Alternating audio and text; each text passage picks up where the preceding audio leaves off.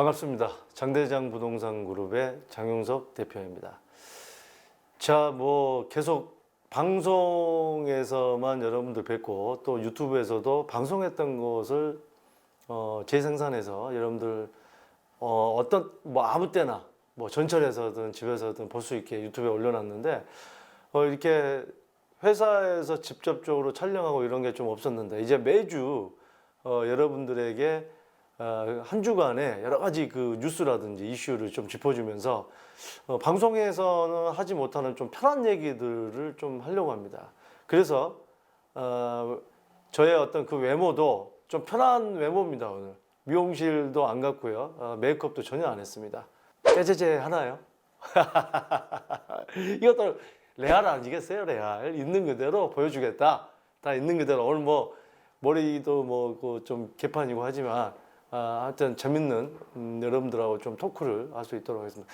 그리고 제가 유튜브를 이제 통해서 여러분들하고 좀 부동산 토크, 여러분들이 들어와서 실시간 궁금한 것도 여쭤보시면 또 답을 해주는 그런 시간을 좀 가지려고 하는데, 좀 그렇게 되려고 하면은 구독자 수도 좀 많아야 되고 관심을 많이 가져줘야 됩니다, 여러분들이. 그래서 이제 그 부동산 이슈를 매주 이렇게 여러분들하고 같이 바로 뉴스를 짚어주는 시간을 할 테니까요. 관심 많이 가져주시고 댓글도 많이 달아주시면 그 시점에 맞춰서 라이브로 해서 여러분들이 궁금한 점을 바로바로 답변해드리는 그런 라이브로 좀 전환을 하도록 하겠습니다.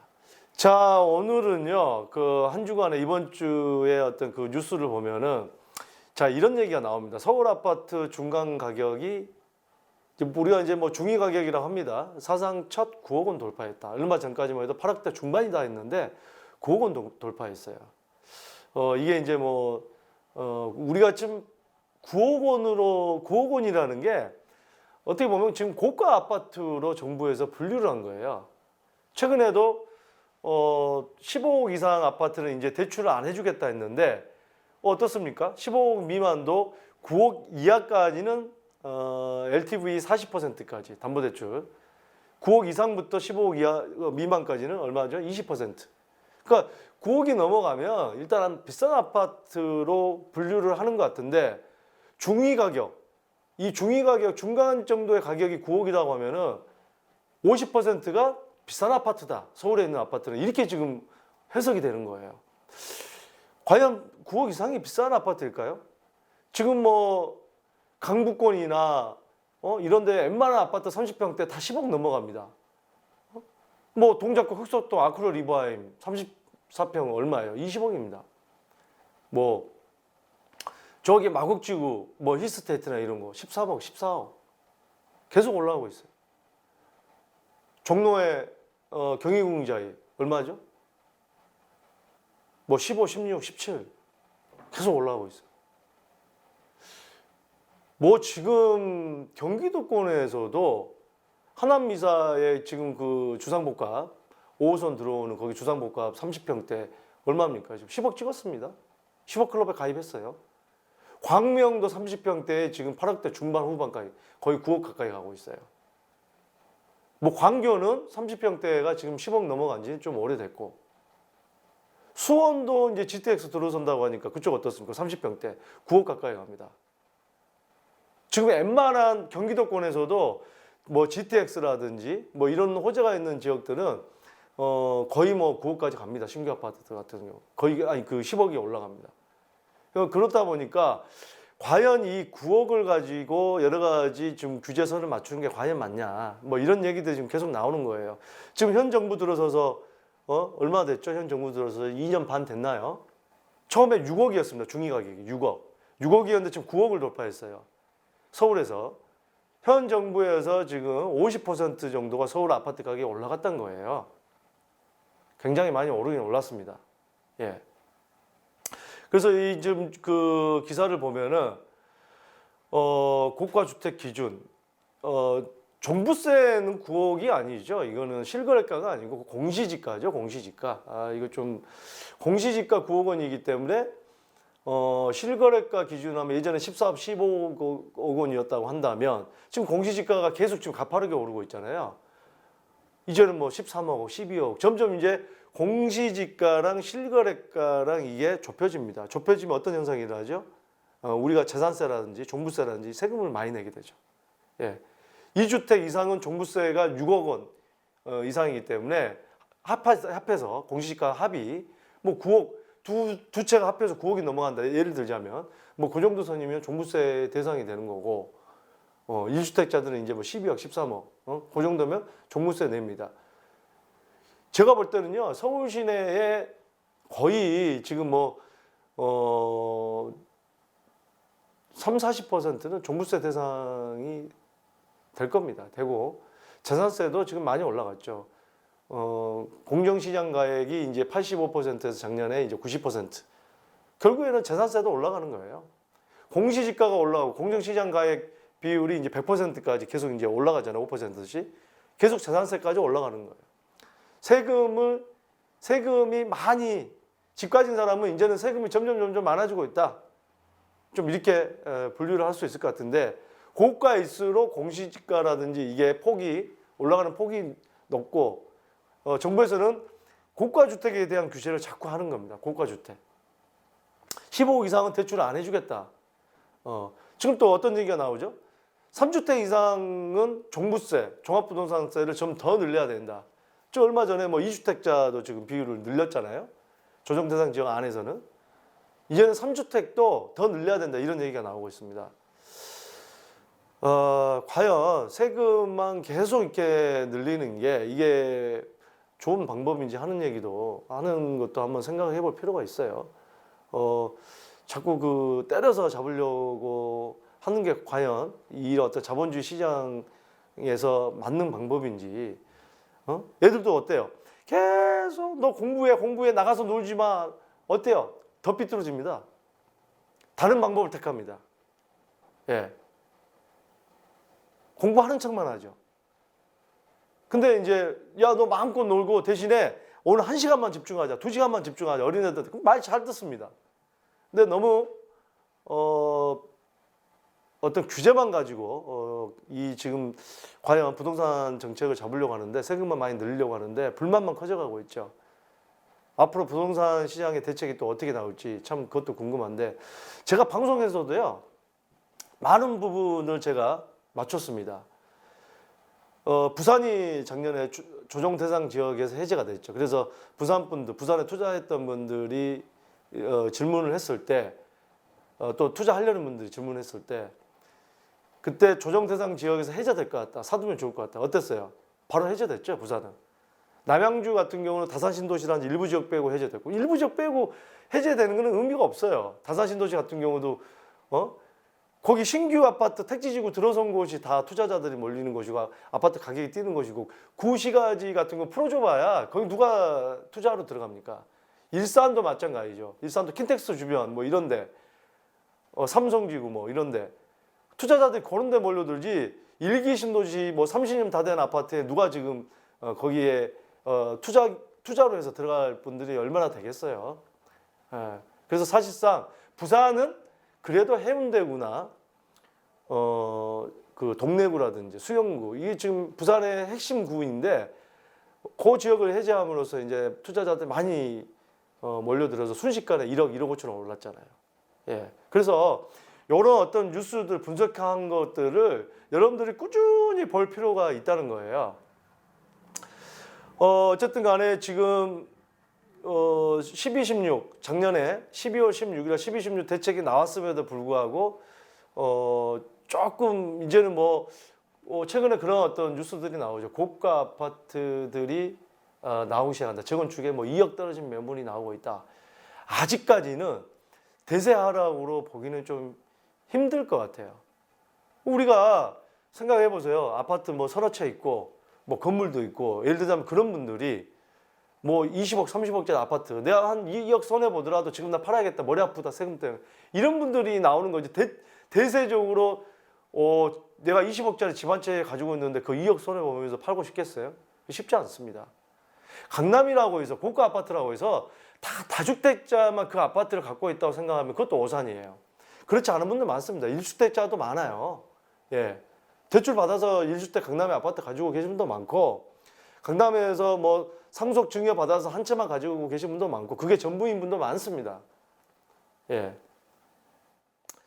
2017년 5월에 중위 가격이 6억 조금 넘었는데 이게 이제 가속도가 붙어서 2018년 1월에는 7억 500.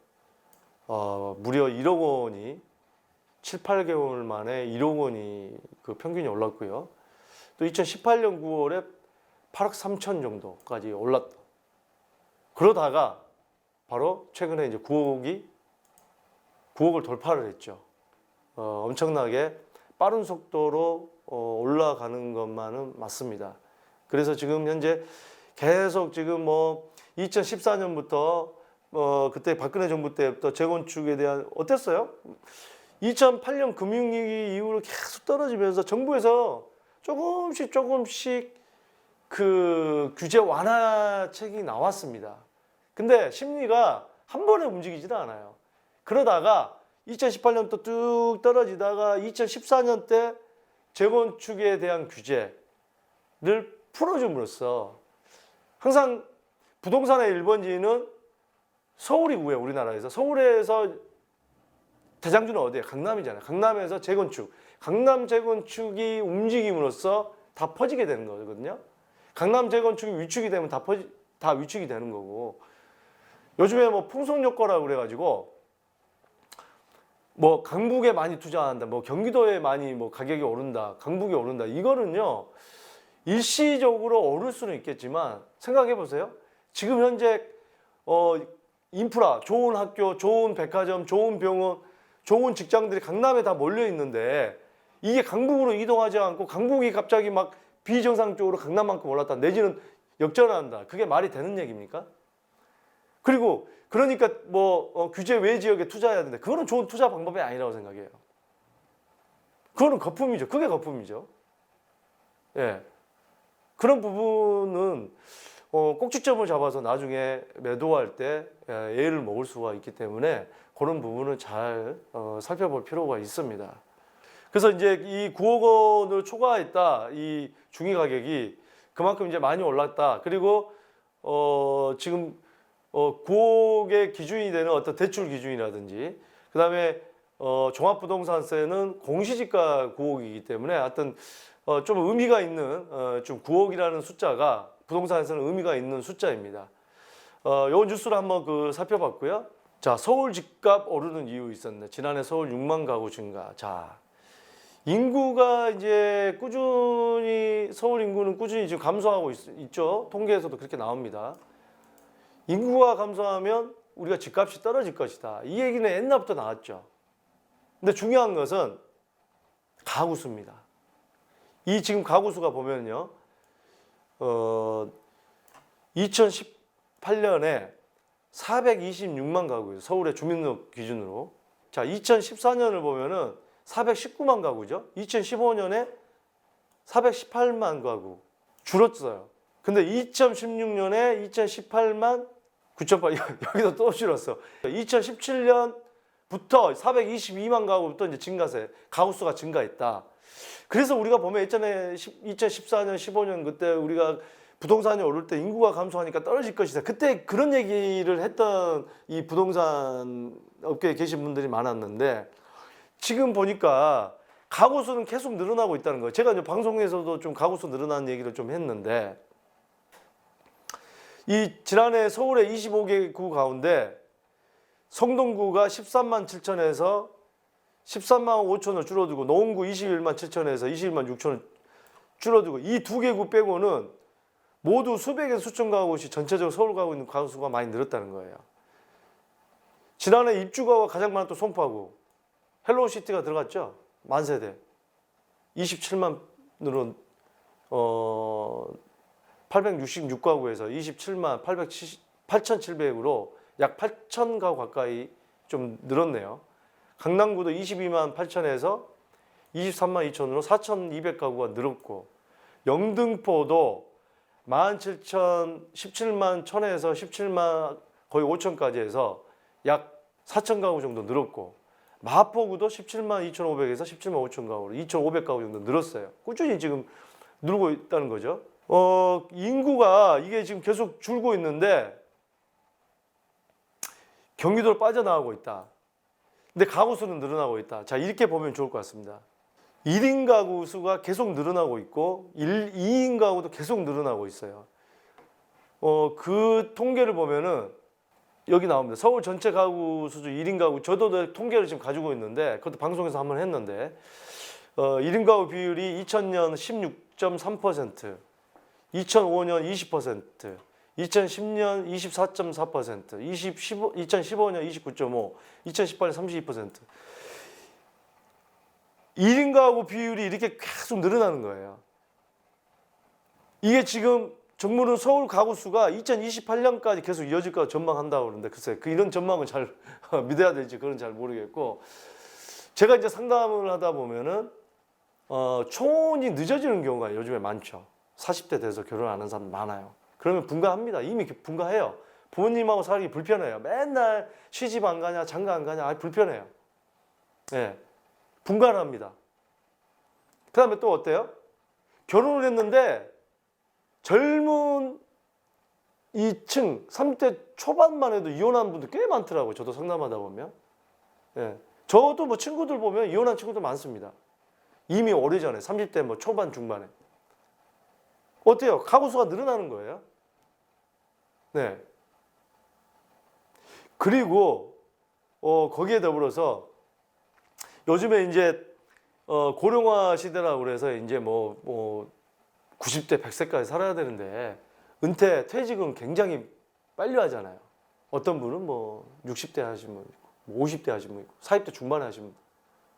근데 저도 상담을 하다 보면 강남이나 잠실권에 아파트 한 채 가지고 있는데 그게 전부이신 분.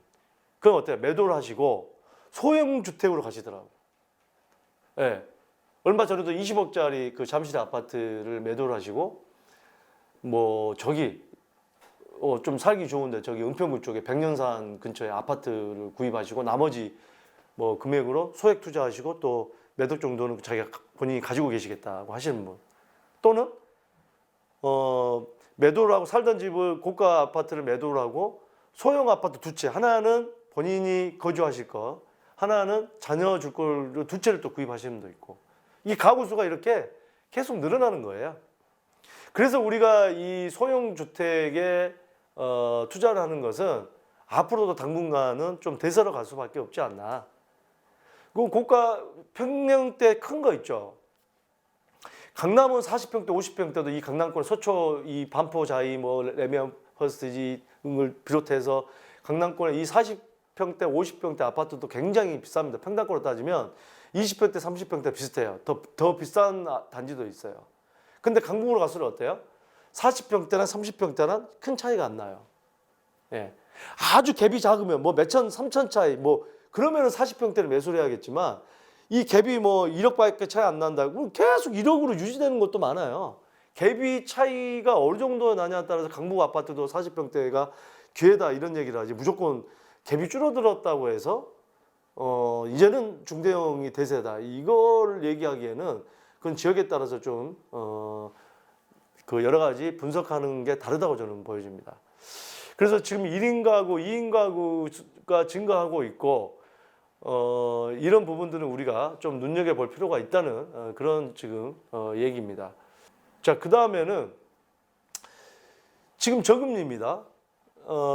작년에 기준금리가 한 2차례 정도 내렸고, 그러다 보니까 저도 보면은 은행에 넣어놓는 돈들은요, 이자가 이렇게 한 번씩 찍히는데 그냥 이자 찍힌 거 보면 애게 그래. 이게 뭐야 애게? 은행 금리가 지금 몇 프로입니까? 일반 금리 지금 0.8%, 7%. 그러면 뭐 15% 소득세 떼고 들어오고. 그 은행에 넣어놓으면 물가 상승률 대비하면 아무 의미가 없죠.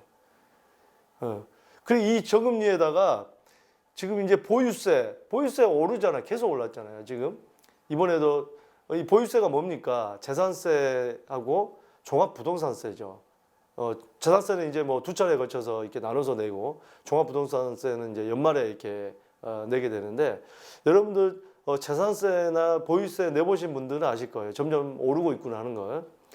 보유세가 오르니까 어때요? 임대업자들이 전세가 줄고 월세 반전세 증가 조짐이 보인다. 자, 이게 이제 몇 가지 이유가 있습니다. 이게 쉽게 얘기하면 임대업자가 우위인 시장이거든요. 그렇죠. 임대업자가 우위가 되니까 뭐 월세로 돌리고 반전세로 돌릴 수 있는 거지. 세입자가 싫다고 하면은 다 나가버리면 그 무슨 의미가 있어요. 세입자 우위 시장이 아니라는 거예요. 지금은 좀 시장 바뀌었다. 왜? 최근에 전세가가 계속 오르고 있다는 얘기들을 많이 들으셨을 거예요. 그 이유는 뭐예요? 이게 이제 보니까 전세가가 한 2, 3년 간격으로 좀 이렇게 올랐다가 다시 역전세난이 났다. 역전세난이 뭐죠?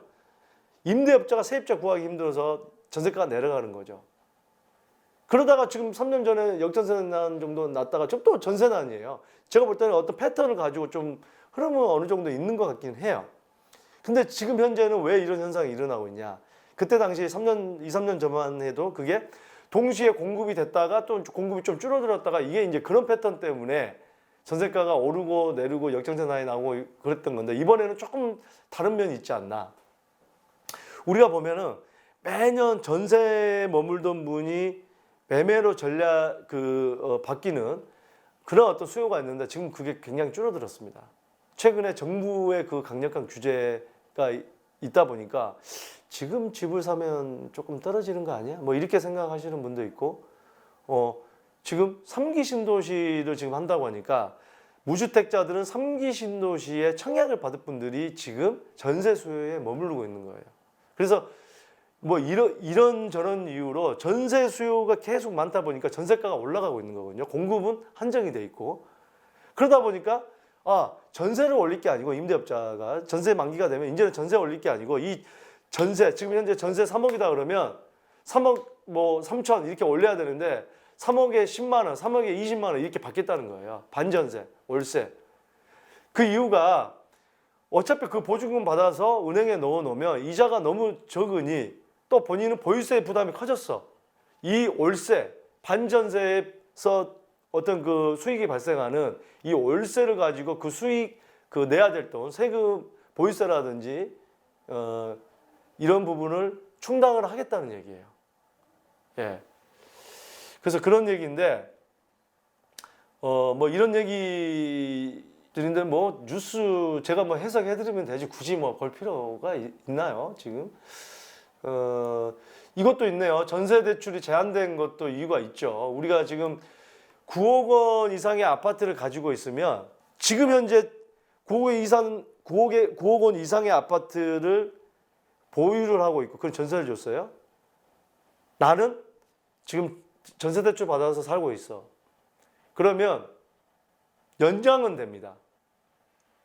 만기 전세 대출 만기 때 연장은 되는데 지금 전세가가 올라와서 주인이 전세가 더 올려줘 했을 때 그 추가 대출은 안 되는 거예요. 네.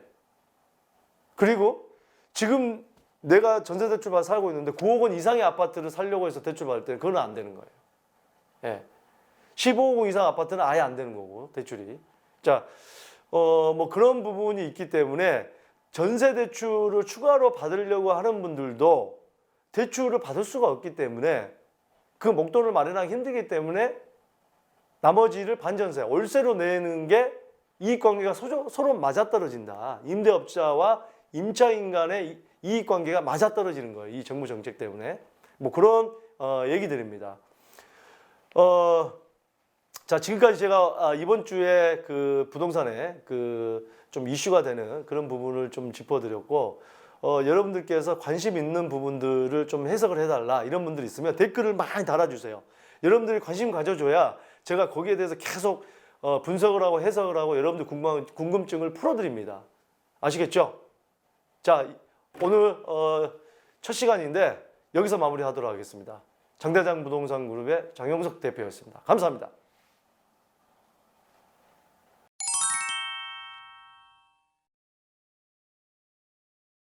저희가 이제 직원도 또 이렇게 모집을 합니다.